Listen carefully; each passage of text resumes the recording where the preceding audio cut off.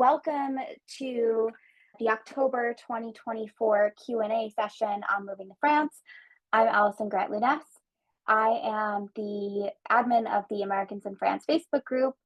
I own the relocation agency, Your Transformation, that helps people get the right visa and do the right admin to follow their dream of living in France.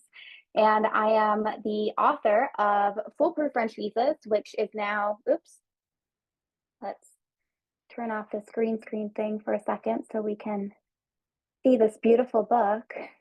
Foolproof French Visas, this is the 5th edition that was released on October 1st. It just came in the mail for me today. It is 474 pages of everything that you probably don't need to know about French visas. It is your complete guide to all of the visa types that exist, why you want to choose one over the other, what the advantages, disadvantages, paths to residency and naturalization are, tax implications for each one, and of course, all of the vocabulary and everything that you will need to know during the visa process. I would highly recommend picking up a copy of this. It's in paperback on Amazon. It's an ebook on our website.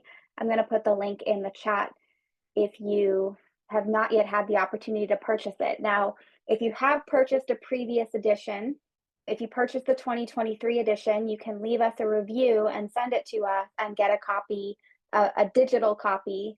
We'll send you the ebook by email, and then you'll continue to get updates.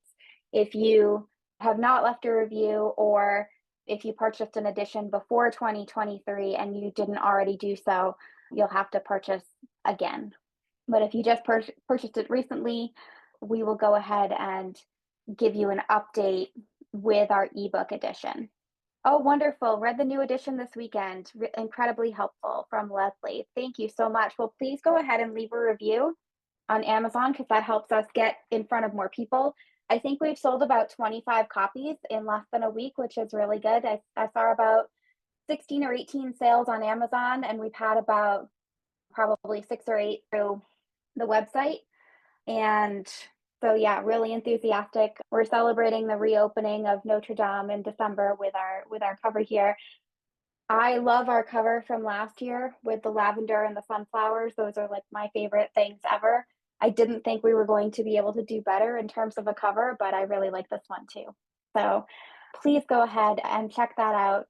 I put the link in the chat that links you to all of the editions in all of the countries. And yeah, looking forward to sharing that with all of you. And we did update it with the information from the new immigration law. A lot of procedures have gone online. Some procedures like going in person to make an appointment or calling the prefecture, those things are now obsolete. So we've taken out some things and we've kind of identified where we think things are going. I think the era of straightforward visa applications is over. We've had a lot more people come to us with rejections recently. Not a huge number of our clients, but 1 or 2 of our clients have unfortunately got rejected the first time. So far everybody has been approved on a resubmission. But I think that given the nature of the person who is just appointed Prime Minister and Minister of the Interior, I think that we can anticipate things getting more difficult. So being aware of everything you're going to have to do for a successful visa application, I think that's going to become even more important in the future. What kinds of things lead to visa rejections? There's a chapter in the book with about 10 different things that I've identified as the main causes of visa rejections. And it's mostly about clarity about what you're going to be doing in France. All right, so without further ado, let me pull up my question. Okay, so Justine asked, where can I find the Q&A session where you covered estate planning and inheritance tax for US citizens? There's a page on our website for all of the events that we've had. We've been hosting a lot of Q&As with our partners, with accountants, real estate agents, banking partners, etc. And those can all be found as replays on our website on the event replays page. So I just put that link in the chat for you here as well. And those are all available for free. Jacqueline, I am planning to make the move to France in late summer, early fall of 2027. How soon do my husband and I need to apply for our visas? You can't apply more than 90 days in advance. You would want to get into contact with us around Around 3 to 4 months in advance if you're going to be on visitor visas, around 4 to 6 months in advance if you're going to be doing any kind of self-employment activity. How soon should I hire your firm? I just answered that question as well. If the moving target is late summer, early fall 2027, you want to be on our roster by early to mid spring 2027. So you don't have to you don't have to work with us too early. I mean, I hope eventually we'll be having a wait list, but it's not ideal for you. I don't think it's ideal for people to sign up too early, because I find that what happens when people start and they're a year or more out, things get delayed, things change, policy changes. We're working with somebody right now where we started working in 2022, and the things that I told her in 2022 are no longer true. And so we've had to make some changes to the visa application based on how things have evolved. And so that's the risk that you run if you get started too early, is that the landscape can evolve. There's an election, there's a French election in 2027, in the spring of 2027. So yeah, just keep showing up to the Q&As and keep us posted on your plans, and we'll try to let you know when the time is right. Alexandra, I know I can stay for 3 months, but if I want to return for a 6-month exploration, what is the process for a visa? So in that case, you'd want to be applying for a temporary visa for 6 months, and then you only have to show documents related to staying for 6 months in France, like 6 months of private health insurance, 6 months of financial statements, etc. You won't be able to renew or extend that visa in France. If it's only for 6 months, you'll have to go back to the US. But it would allow you to do certain things, like you could find a lease.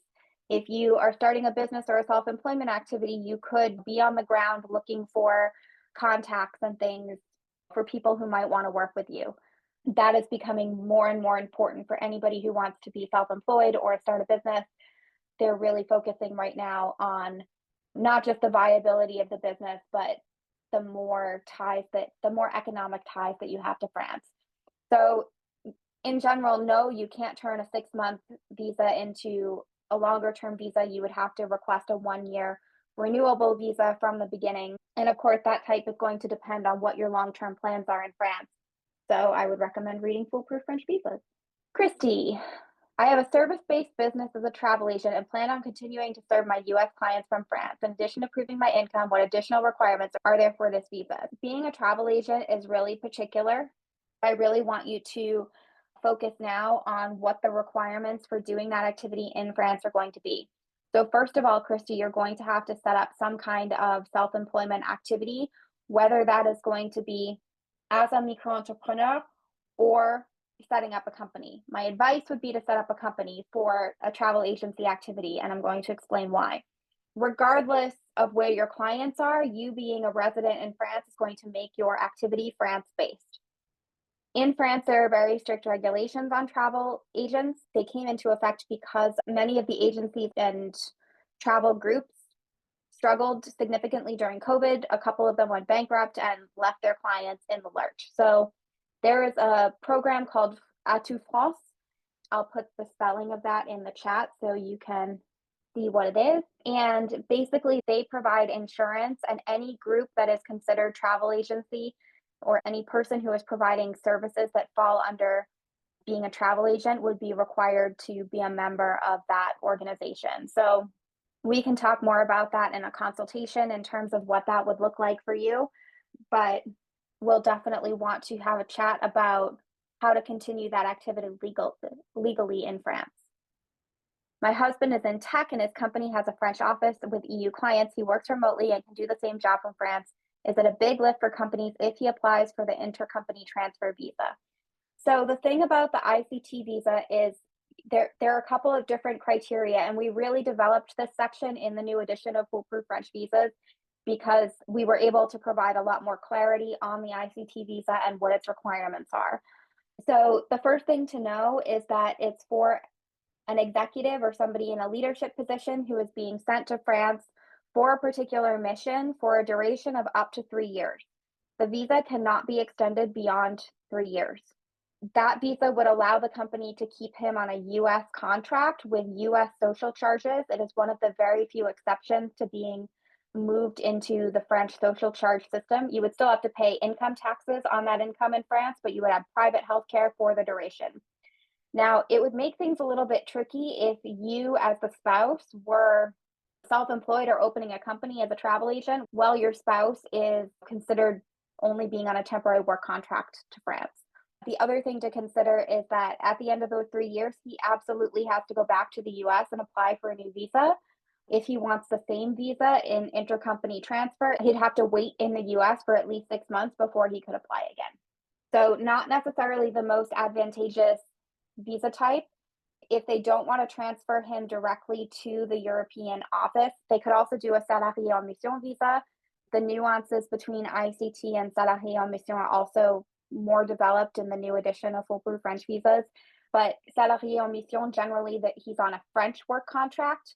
It's not a visa type that leads on its own to long-term residence or naturalization, but it can be renewed and he could eventually switch to a different visa type.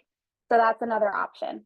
But all of the options for working remotely are covered in foolproof French visas, and you can take a look at what might be the most advantageous. Unfortunately, a lot of companies are not willing to do that transfer once they figure out all the paperwork that's involved. All right, Keith, my wife and I will retire in 2.5 years. We don't know how much we will have financially until we sell our house, which won't be until we retire. We will both have pensions. Will this create a problem since we will not have tax documents showing passive retirement income, but we'll have pension statements, etc.? So, first of all, if you are retiring or if you're going for a visitor visa, the amount of money that they're looking for is 1,400 euros per month times 12. So, if you sell a house, you are likely going to have that amount in cash. Now, it can be a combination of a lump sum in cash, or if you have a pension statement, like from Social Security or something, saying that you're going to be drawing X amount from Y date. So it can be one or the other or both of those things. I wouldn't be overly concerned if you're selling a house somewhere. You're probably not going to have any issues meeting the financial requirements. We both have A1 DELF French certificates and are working on A2. Will these be accepted in a few years in order to receive the carte de séjour? Yes, if you have passed the DELF, the DELF, or the DELF. The DELF is the Diplôme initial de langue française. The DELF is the Diplôme d'études en langue française, which is B1, B2. DELF is A1, A2. DELF is B1, B2. And DELF is Diplôme approfondi en langue française, is C1, C2. If you have any of those, they are valid for life. They are considered diplomas. So once you pass a level, you can use the certificate or the diploma until the end of time. That is in contrast to the TCF. The TCF is the Test des connaissances du français. And for that, you will be evaluated on each level individually, on each skill individually. And so you can get a different score in each skill. That's only valid for 2 years. But the DELF is pass, each level is pass fail. And once you have achieved a level, it's valid for life. Richard, with a visitor visa in the passport and arriving in France on the 1st of April, when do I become a tax resident in France? Is it after 93 days, or does having the visa mean I am a tax resident from day one of arrival? So technically, when you arrive in France to reside, you become a tax resident when you arrive. And if you arrive in April, you are most definitely going to be filing a tax declaration and reporting your income from your arrival date in April through the end of the year. So if you arrived in France on April 1st, 2024, you would be filing a 2024 tax declaration with your income prorated from that date. So let's say you get a bunch of salary. I think this is touching on somebody else's question that comes a little bit later in my list. But let's say you're earning salary, you retire, or you get laid off, you get a severance package. All of that happens up until March. And then in France, you arrive in France in April, and you're receiving pension, you're receiving interest and dividends and those kinds of things, maybe some passive rental income that are all taxable in the US.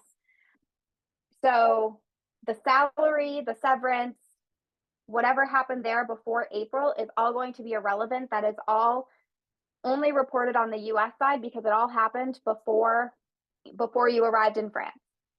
All of the pension, income, dividends, whatever, you're going to prorate it. So anything that happened from April to the end of the year, or if you're receiving dividends throughout the year, April to December would be 9 out of 12 months. So you would do 9 out of 12 times the total amount. Now, for certain like large amounts, or if you had capital gains, the sale of a property, things like that, they're going to look at the date that the income actually happened. We got into the nuances about property sales, selling your residence in the US, what would count as still being sold as a primary residence. We got into that in the tax webinar with our accountant, Isaac Brashisha, that we did back in the spring. That would be on the event replays page. But generally, for a house sale, the rules about selling a primary residence are slightly different between France and the US, but generally, if you can prove that you were trying to sell your house and it was in process before you arrived in France, that's a totally US event. Zora, can you explain the best ways to transfer money from the USA to set up a bank account? You mentioned ACA and the American Women's Club overseas. Okay, these are two kind of separate questions. So the first thing is, if you're having trouble maintaining a US bank account when you are residing in France, there are certain organizations that have an agreement with the State Department Federal Credit Union that enable you to open up an account with the SDFCU if you are a member of those organizations. So I'm a member of the Association of American Women in Europe, AAWE Paris, and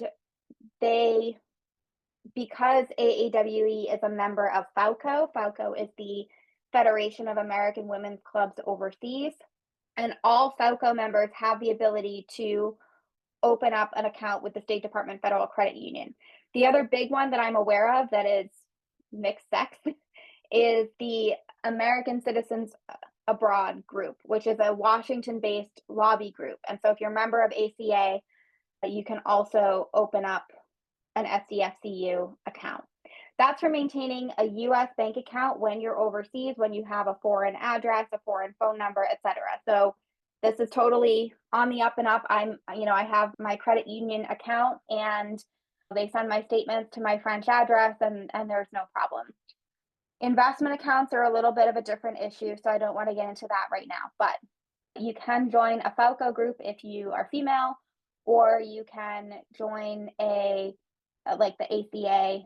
I'm not sure what other groups there are that are for everybody, but that is a good banking solution. In terms of transferring money, we have a couple of partners that we work with for transfers. I don't recommend using Wise for larger amounts. I use them all the time for small amounts, less than 1,000, maybe 2,000 euros. I do keep a little bit of money in there and use it for a personal account. But one, they aren't a bank. Two, their customer service is all AI. And three, if you have a problem, good luck getting in touch with a human. So we work with Currencies Direct most often. We can send you to Fiona. She is wonderful. Let me give you, if you want us to send you an introduction, we can. We have this referrals form where we can send introductions to the people that we work with. The rates are very competitive between all of the different transfer services. The advantage, aside from having somebody who is an account manager for you when you are using a service like Currencies Direct, not only do you have a person that you can talk to, which is great, but the other thing is you have like a multi-currency account. And normally what you can do is if you're planning on buying a property, if you're planning on buying a car, making a larger purchase, you can anticipate the changes in the currency. So you can buy in advance, because let's say the rate is really good now, but you don't have the cash yet because you haven't sold your house. You can put in an order now and then fund it when you have the cash in dollars later. Or if you think the market is going to hit a certain exchange rate, you can be like, oh yeah, convert my dollars to euros when the market hits X exchange rate. And it works a little bit like the stock market in that way. They're happy to talk to you and answer your questions. There's no obligation until you actually sign an order for the currency. Once you sign the order and they buy the currency, they have to sell it to you. They can't sell it to anybody else. So that's a good thing to be aware of. But if you want us to put you in touch, we Worked with Fiona for a very long time. She is lovely. She is very helpful. Cannot recommend her more highly. Okay, Rosie, will you be having a new edition every year of Foolproof French visas? We try to do every year. This is the 2024-2025, since we're hoping that the new immigration law means that there won't be too many new changes by the end of next year. We waited until we were clear on how things were going to be implemented. So there was an edition in 2019, 2020. We skipped 2021. We did 2022, which was released like, I think beginning of January 2022. We did 2023, which was released last March, and then 2024. So we're averaging about one every 1 year and between 3 to 6 months. So probably I would expect the next version to be the 2026 edition sometime in first quarter 2026. We do, if there's major updates, when people leave a review and send it to us with their receipt, you can get access to the ebook online. So if there ever were to be like super major updates, like let's say there's a new visa type, they were talking about doing a new visa type for medical professionals. So probably what we'll do when that is published is we will write a chapter only on that visa type and add it into Kajabi, where you have access to the ebook, so that people who have access to the ebook will get this new chapter. But we're not going to go out and like publish a whole new edition of the book.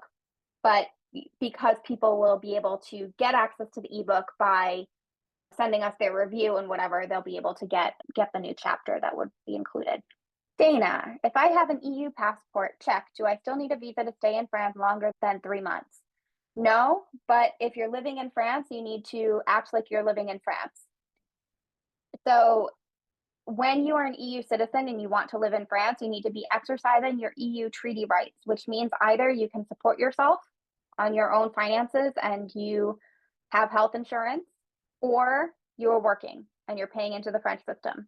Being an EU citizen and going to stay in another EU country for an extended period is not a vacation. You are benefiting from the treaty by establishing yourself as a resident of France. So there's not a visa. You don't even have to get a titre de séjour or anything, but you are required to have healthcare until you get on the French system. If you're not working, that's going to mean probably a private policy unless the country where you have EU citizenship is going to cover you.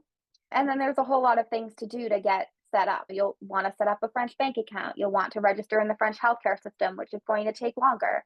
You would still have to exchange your driver's license, things like that. So even though you wouldn't have a visa to apply for, there's still a lot of admin that you're going to have to do. Now, I want to point out, I want to tell you for a minute about something that I'm working on. I'm putting the finishing touches on it this week, so I wanted to have it ready for Bloom. A survey or a questionnaire called the Transformation Relocation Admin Success Survey. Now, this is a questionnaire. It's about 150 questions long. I think I have all the questions about all of the things that you need to do during your first year to 2 years in France. And we're going to be releasing it as a paid survey where we're going to give you a report that will tell you, okay, here's what you've done, good job. Here's what you need a little bit of help with, and then telling you what pieces have you missed. Now, whether or not then you go and work with us and request a quote from us to help you finish these things, that's up to you. But if you need, for example, if you've never opened a French bank account, we can't do that for you, but we can refer you to the people that we work with who do the bank accounts. What's another example? Hold on, I'm trying to think of like a really good, easy question. Do you need to enroll in driving school? Yes, no, I'm not sure. And then we're going to give you answers based on all of the different questions that you answered. So you're not going to have to answer all 150 questions because some of them are divided by visa type, but it's going to be a really useful tool. What I've noticed recently is a whole lot of questions in the Facebook group about, okay, I'm getting up to my renewal. I'm ready to renew my visa, but I never registered my business. I never opened my French bank account. I never signed up for the French healthcare system. And so then those people are having issues renewing their visa because they didn't do a certain number of things that were really important for doing that. So I'm really excited about this. I thought it was going to be a little, 20 question survey that was going to take me like a day to do as a palette cleanser project. And that is not how things worked out. But it's going to be about a 25-page report for the people who fill it out. So I'm really excited. I'm hoping that by next month's Q&A, which I think is on November 4th. Yeah, November 4th will be the next one. It should be ready before then because I'm hoping to get some guinea pigs taking it this week. Okay. All right, Jonah. I hope I'm saying your name right. As retired US citizens are required to place 50% down toward the purchase of a home. So that's going to really depend. Actually, we can refer you to our mortgage broker partner that we work with. They should be able to take, if you have pensions and things in the US, they should be able to take that into account. If you were leaving a job in the US to move to France, generally that type of thing is not going to be taken into account. It would be if you're living in the US and continuing to work and you're financing the purchase of a secondary residence in France, that's something that where you can get a mortgage.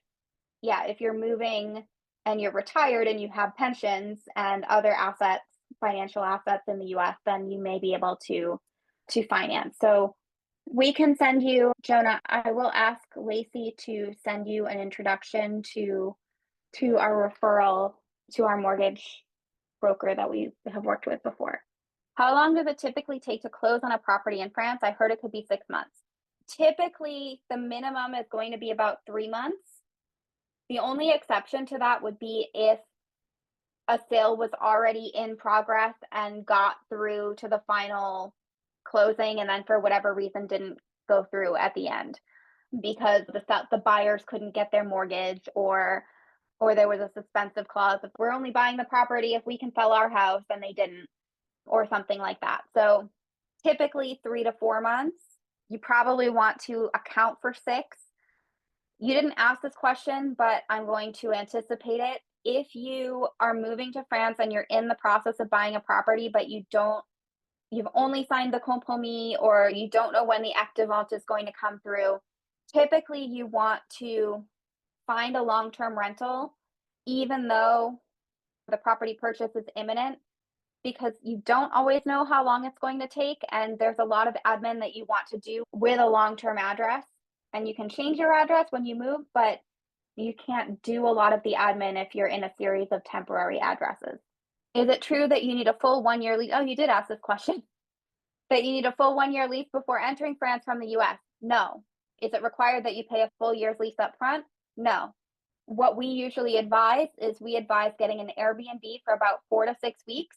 If you're in a really tight housing market, like for example, Nice, 6 to 8 weeks, but we really want you in a long-term address ideally by the end of those 8 weeks, because we need to validate your visa. We need to start gathering the documents to register you for the French healthcare system. You need to be in an address where you get mail. And so that's actually some of the questions in this relocation admin success survey, because it's really important to have an address where you are residing, where you can get mail, where you have bills in your name, and where you're going to have utility consumption showing that you actually live there.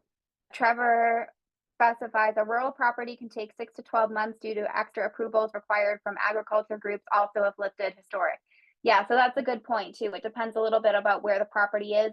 I think in certain areas, if it's certain land is classed agricultural, the local farmers might have the first right of refusal on buying some of the land. So those things are important to note.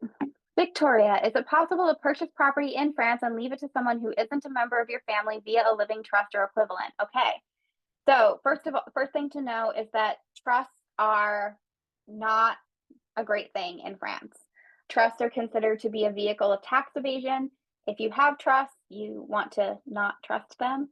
Sorry. Talk to an accountant. In terms of leaving a property to somebody that you're not related to, you probably want to do that through an SCI, but it's possible that there would be very high inheritance taxes to pay. So you're going to want to watch that inheritance Q&A that we did back in the spring that I put the replay link for. Watch that, contact the notaire and or the accountant and talk to them about how you may be able to structure that. Is it possible to open a bank account in France before securing permanent housing? So you need to have an economic tie to France in order to get a bank account, which means that you're going to either need to own property, have a business, or have a visa, or more than one of those things. So you definitely can't get a bank account before you arrive in France with a visa unless you own a home or open a business. But in terms of the proof of address that's required for opening an account, our preference is that you have a long-term lease where you can get mail in order to open the account. It used to be one of those very famous catch-22s of like, I need a bank account to get an apartment, but I need an apartment to have an address, and I need an address to get a bank account. I need an address to get a utility bill to open a bank account. Fortunately, most of those catch-22s, many of them have gone away or been diminished by the internet. So it is possible. It's preferable to wait till you have a long-term address, but it's possible to do it before in many cases.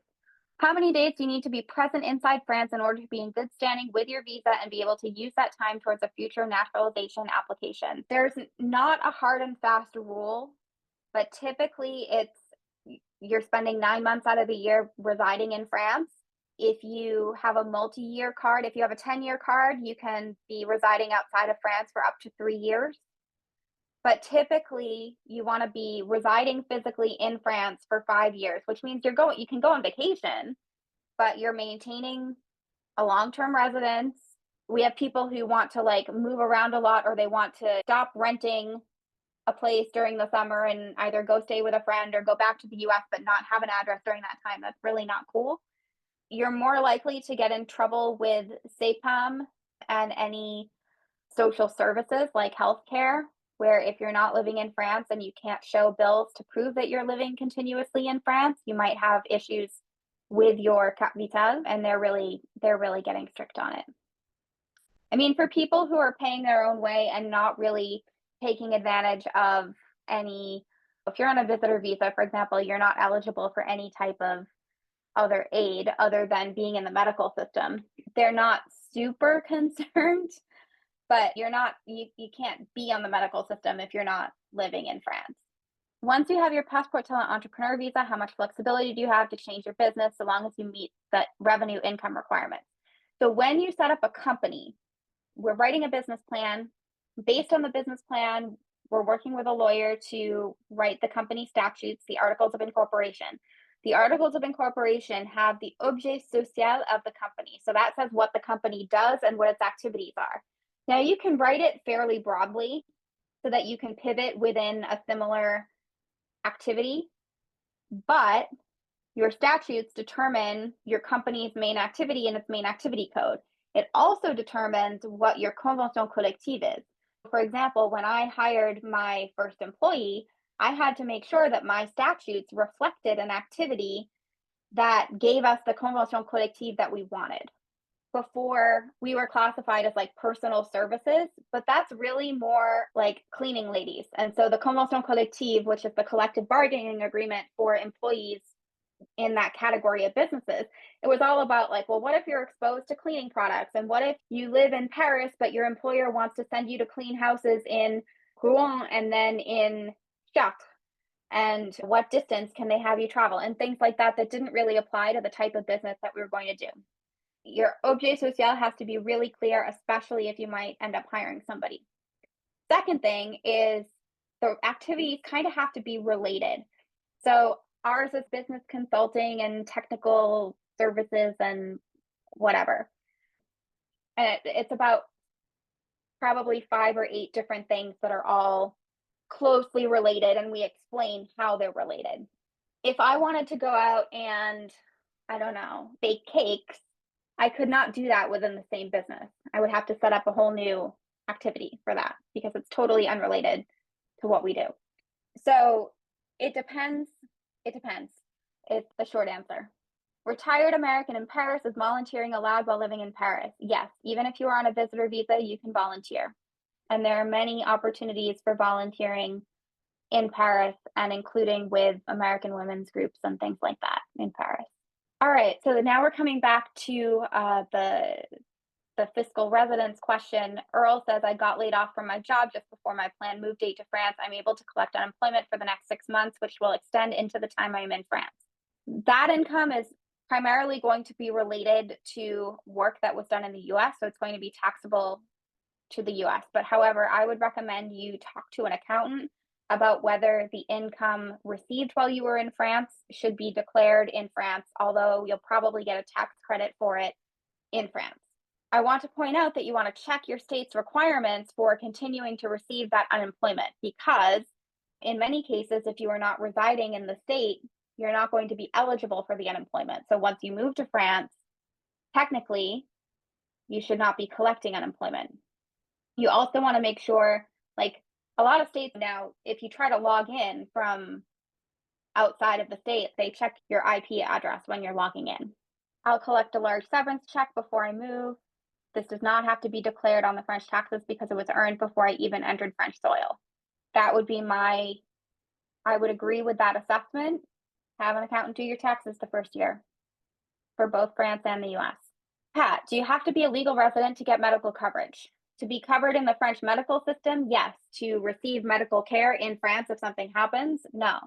You can make an appointment and go to a doctor and pay out of pocket without being a French resident. But if you want to have an attestation des droits, if you want to get a carte vitale, if you want to be in the French system, you need to establish residence in France, be on a valid long stay visa, and be able to show that you're living in France. You need to show utility bills showing your consumption at an address where you live, where your name is on the bills.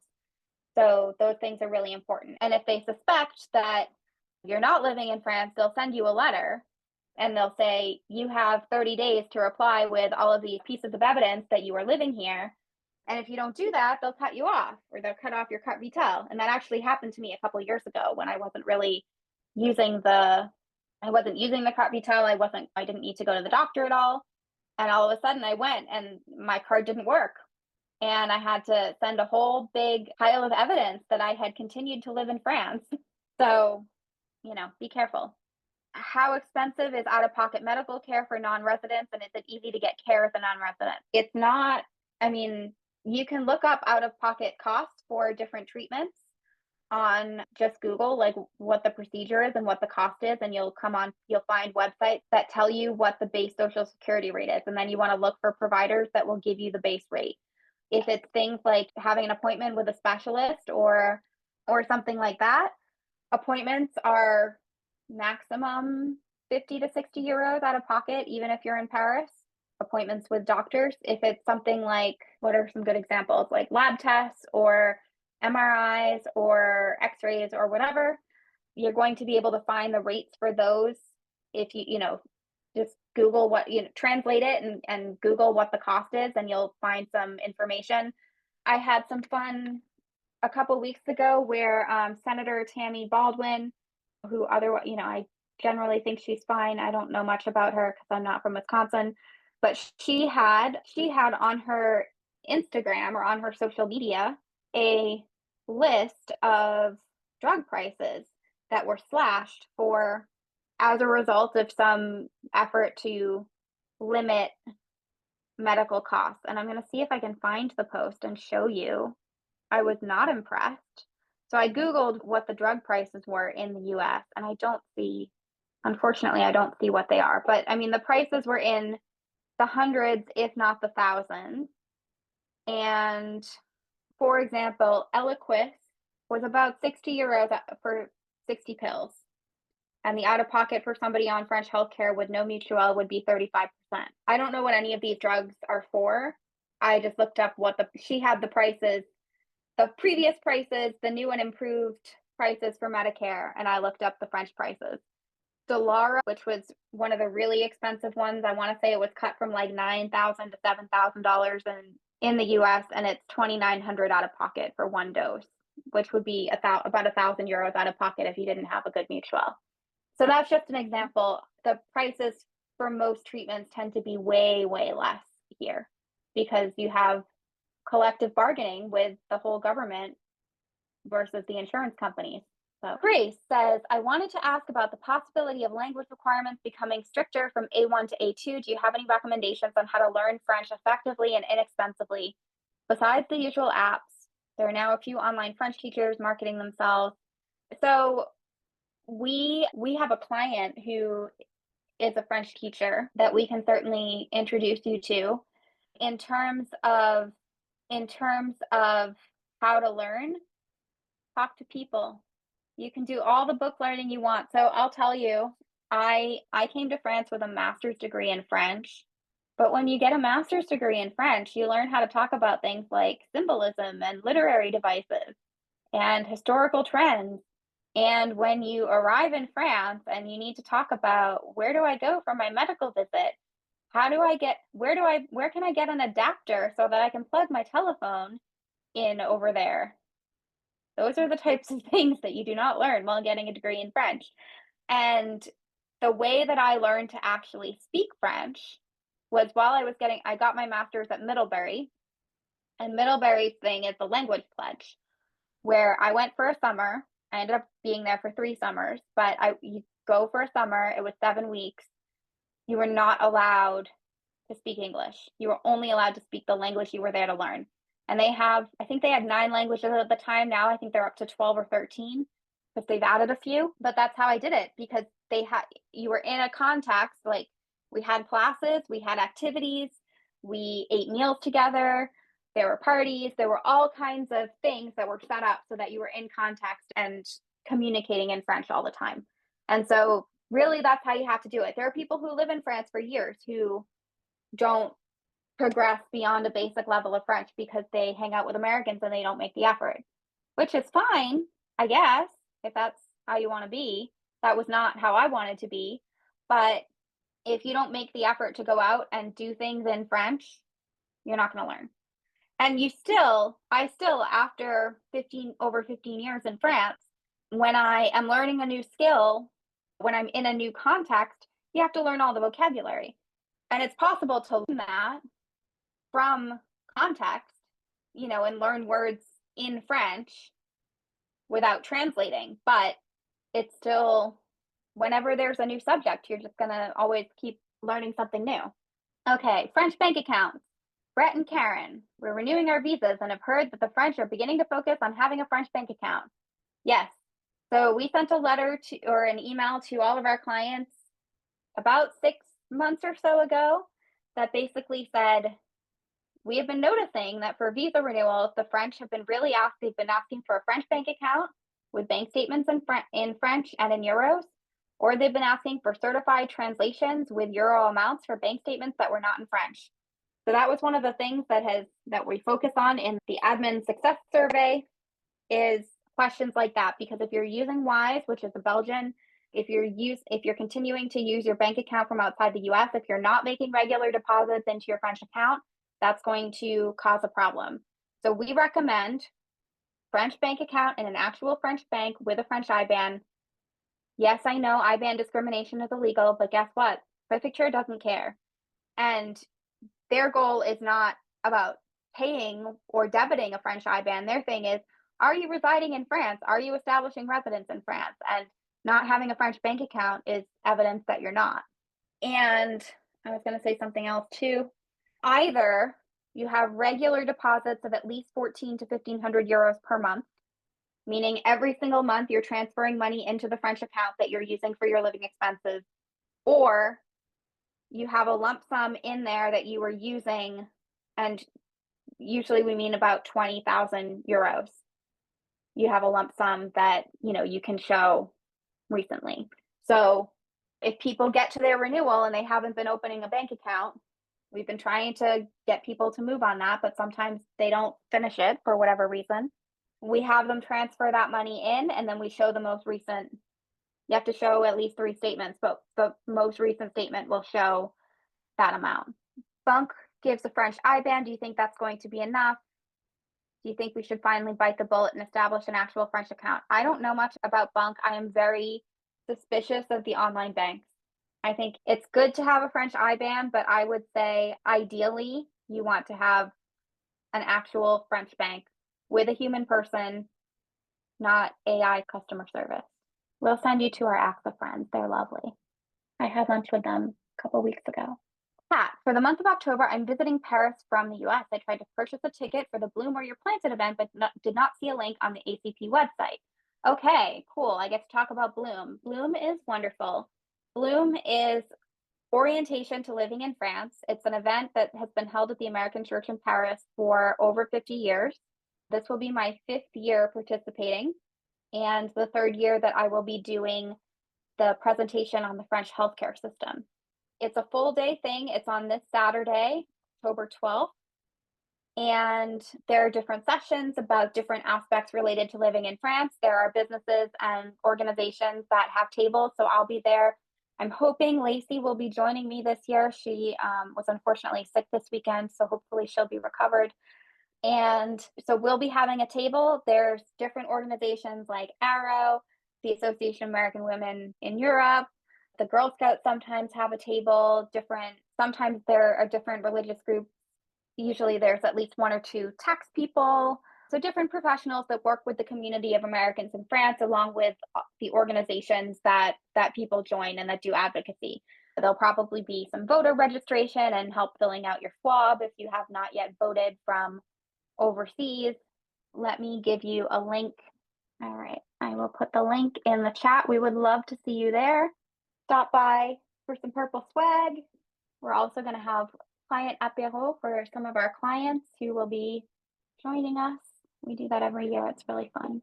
All right, let me give you again the link to our referral form. So if you want us to introduce you to banks, currency transfer services, accountants, etc., that we work with all the time, we're happy to introduce you.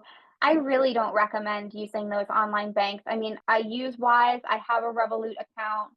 I don't advise using them for more than small day-to-day amounts. I wouldn't use Revolut to transfer over 1,000 euros, for example, or Wise. There are people that do it sometimes. They're like, oh, but Wise said it would give me a better rate. Maybe. They're all really competitive with their rate, so whoever got the best rate is changing all the time. But my concern would be, like, if your money gets stuck there for regulatory reasons and you can't get in touch with a person, it's weeks before you get your money. And also another thing that I've noticed recently is we've had a couple of clients or a couple of people have come back to us and were like, oh, we tried to transfer money, but the bank with this service, but the bank just wanted us to use their own. They didn't want to use the service. A lot of times that's because the bank wants their commission and to give you their exchange rate on the currency transfer. So that's not really always in your best interest. And they're making it difficult on purpose because they used to have the monopoly on charging you a $40 wire transfer plus a fee, plus building 2 to 3% into the exchange rate, plus you'd pay a fee on the receiving end. And they can't do that anymore with all of these services, so they're not thrilled. You have mentioned that when one moves to France and applies for a driver's license, they must submit their present license from the company they've been living in. Yes, that is, it's a driver's license exchange, not we'll give you an additional license. What happens if I still need a license in the country I'm moving from? You can use your French license. You can drive with a French license in the US. It's not a problem, but you're going to need the French license to drive in France, and you're going to need it for French insurance and all of that. Susan, if I already have a French Social Security number from living in France in the 80s, how do I apply for l'assurance maladie? I will be applying for a VLSTF, I assume you mean visitor visa. After 3 months of living in France, you can fill out the demande d'ouverture des droits à l'assurance maladie. It's the form to request being enrolled in the French healthcare system. You'll have to include all of the documents. So you probably don't have to give them your birth certificate. Ideally, you'll be able to give them the number that you've had. If you don't have the number, I would say we want to include a note explaining that you've already had the number, but you don't know when you've lost it, because they'll be able to find it for you. So it shouldn't take as long because you already exist in the system. They don't have to set you up, but you will have to provide all the evidence that you are now living in France. And if you're getting a French pension, it might even be quicker, because if you have documents that show you're getting a French pension, one, you'll actually be entitled to a retraité visa, not just a visitor visa, we don't cover that's one of the few visa types that we don't cover in foolproof French visas. It's retraité because people find it confusing. Retraité is if you are retired and you are receiving a French pension from the French government. Visitor, you can be receiving a pension not from the French government. In terms of the tax treaty, you'll be paying French taxes on your French pension and US taxes on your US pension or Social Security. Your French pension is invisible in the US, but having a retraité visa with a French pension will actually give you a path to long-term residency and naturalization, whereas being just a visitor on a visitor visa does not. The ticket link says not available. Pat, send me an email. I'll put my email in the chat. Send me an email and I will email Marie, who is the organizer, and check. I would be surprised if it were sold out already, because usually there are some tickets at the door, but I will let you know. Which bank is easier to open an account for Americans? It depends. It depends. We work with AXA all the time, and we can introduce you with our referral link. My son is on a long stay visa up to 1 year. Can he register for the health system? He's not allowed to work under his visa. He's a student, but not an approved institution, so he couldn't get a student visa. So if he's on a visitor visa that is a long stay renewable visa, then yes, he can get on the healthcare system after living in France for 3 months. If he is on a temporary visa, then he cannot, because he's not establishing residence in France. Okay, so that covers the questions that were pre-submitted. I saw that there were a few in the chat, so I'm going to cover those really quickly. If I get a 1-year visa instead of 6 months, am I considered a tax resident? And what if I leave within the year? Yeah, so if you're in France for more than 183 days, if you're getting a visa to establish yourself in France, then you are very likely to become a French tax resident. There are some nuances there. If you're getting a temporary visa and you're going home and you're not getting set up in the French system at all, then technically you should still be filing a tax return or tax declaration for the time that you were living in France. I bought a viager in Provence. I don't expect to be moving full-time to France for 5 to 6 years. Can I open a French bank account based on the viager I own? That's a good question, because typically owning property would be an economic tie that would allow you to open a bank account. But since you don't actually have possession of the property, and I assume that you're not paying any utility bills yet, I don't actually know the answer to that question. I would say we can talk to people from the bank. Yeah, if I get a 12-month visa but stay less than 180 days, am I considered a tax resident? Well, it depends. Are you trying to renew your visa? Because if you don't spend 180 days in France in a year, then no, that's one criteria that means you're not a tax resident. But there are other criteria, like, are your children going to school in France? Do you own property in France? Is it the center of your financial interest? So there are a lot of different questions that come into play. It's not just a number of days. Do you have a visa that you're renewing? All right. All right. 3 more questions. What was the name of the French school? Middlebury. The Middlebury Language Schools in Middlebury, Vermont is where I went. Hello, how difficult is it to find a qualified person to renovate in Occitanie? Is it expensive? Renovate what? I have no idea how expensive. That's like, how long is a piece of string? I don't know. Your best bet is to talk to people from the area where you want to buy and to get a referral from your estate agent or real estate agent or buyer's agent or whoever for somebody qualified in your area. Definitely work with referrals. And I don't know people in that area, but for example, if you were in Occitanie and you joined the American Women's Group of Languedoc-Roussillon, or if you joined some of the region-specific groups for that area, I'm sure you could get some good recommendations.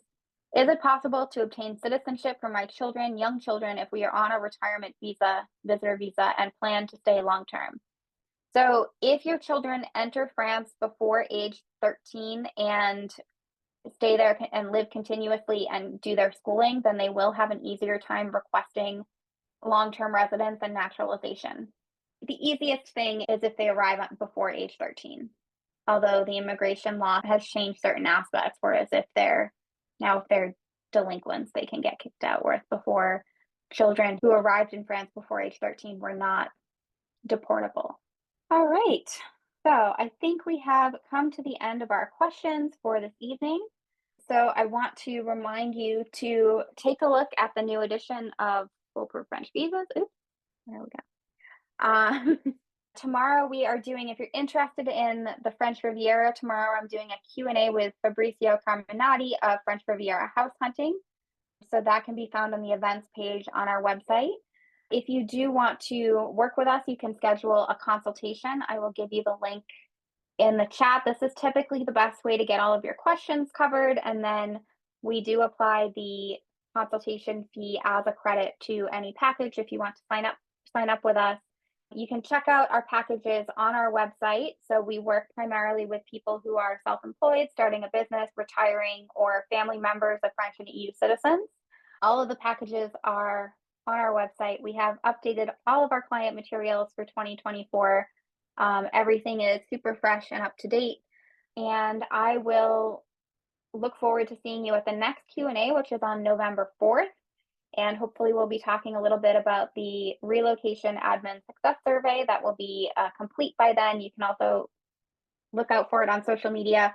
I think it's going to be a really useful tool to making sure everybody gets all the admin done that they need to ensure that they can, successfully stay long-term in France. Thanks for joining me. And I think that's all I've got for today.